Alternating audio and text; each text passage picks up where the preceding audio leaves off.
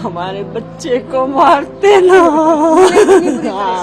ओ मेरी माडू बेटी इन पर बात ही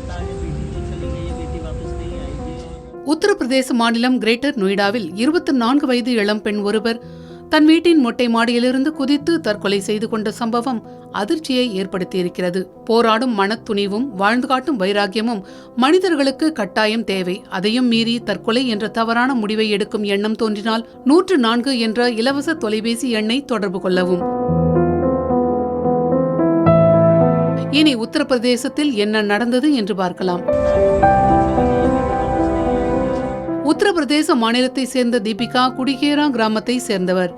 1.5 ஆண்டுகளுக்கு முன்பு ஜல்புரா கிராமத்தை சேர்ந்த ஹிருத்திக் என்பவரை தீபிகா திருமணம் செய்து கொண்டார். தீபிகாவின் குடும்பம் அவரது திருமணத்திற்காக சுமார் 1 கோடி ரூபாய் வரை செலவு செய்துள்ளது. மகள் நன்றாக வாழ்வாள் என்ற நம்பிக்கையில் பெண்ணை திருமணம் செய்து வைத்த போதும் அந்த பெண்ணையே வரதட்சணை கொடுமையால் இழந்து நிற்கிறது அவரது குடும்பம். बीएड करवाई थी, बहुत सुंदर सुशील बेटी. மாடியிலிருந்து குதித்து இறப்பதற்கு முன்பு வரை தீபிகாவை மன ரீதியாகவும் உடல் ரீதியாகவும் அவரது கணவர் குடும்பத்தினர் துன்புறுத்தியுள்ளதாக தீபிகாவின் பெற்றோர் புகார் தெரிவிக்கிறார்கள். திருமணமான 3-4 மாதங்களிலேயே பிரச்சனைகள் தொடங்கியிருக்கின்றன. மகளை துன்புறுத்துவது தெரிந்தும் கொஞ்சம் பொறுத்திருக்கலாம் என்று பலமுறை தள்ளி போட்டதாக தீபிகாவின் தந்தை கூறுகிறார். 2024ஆம் ஆண்டு நடந்த திருமணத்தின் போது 11 லட்சம் ரூபாய் ரொக்கம், 50 லட்சம் ரூபாய் மதிப்பிலான தங்க நகைகள், வீட்டுக்கு தேவையான பர்னிச்சர்கள் மற்றும் ஸ்கார்பியோ கார் ஆகியவற்றை தீபிகாவின் குடும்பத்தினர் வரதட்சணையாக அளித்திருக்கிறார்கள். ஆனால் இதில் திருப்தி அடையாமல் அடிக்கடி தீபிகாவை அந்த குடும்பத்தினர் அடித்து துன்புறுத்தியதாக தந்தை தெரிவித்திருக்கிறார். கடைசியாக 51 லட்சம் ரூபாய் ரொக்கம் மற்றும் ஃபார்ச்சூனர் கார் ஒன்றை கேட்டு தீபிகாவை அவரது கணவர் குடும்பத்தினர் துன்புறுத்தியதாக தீபிகாவின் தந்தை குற்றம் சாட்டுகிறார். थोड़े ही दिन बाद जो टॉर्चर करना शुरू कर दिया कि हमें फॉर्च्यूनर मिल रही थी, हमें तो इतना रुपया मिल रहा था, इतना दहेज मिल रहा था.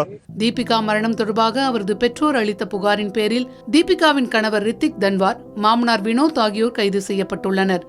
இந்நிலையில் தனது மகள் தற்கொலை செய்து கொள்ளவில்லை என்றும் அவரை மாடியிலிருந்து தள்ளிவிட்டிருப்பதாகவும் அவரது தந்தை குற்றம் சாட்டியுள்ளார்.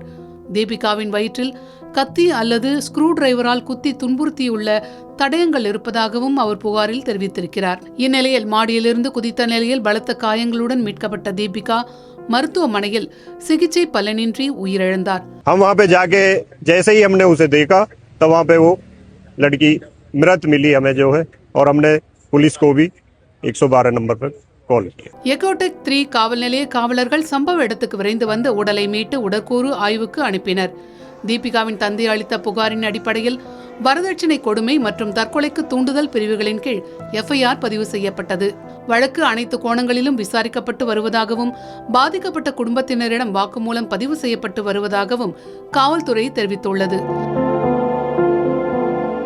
வரதட்சணைக்காக கொடுமைப்படுத்தப்பட்டு தீபிகா உயிரிழந்த சம்பவம் உத்தரப்பிரதேச மாநிலத்தையே உலுக்கியுள்ளது.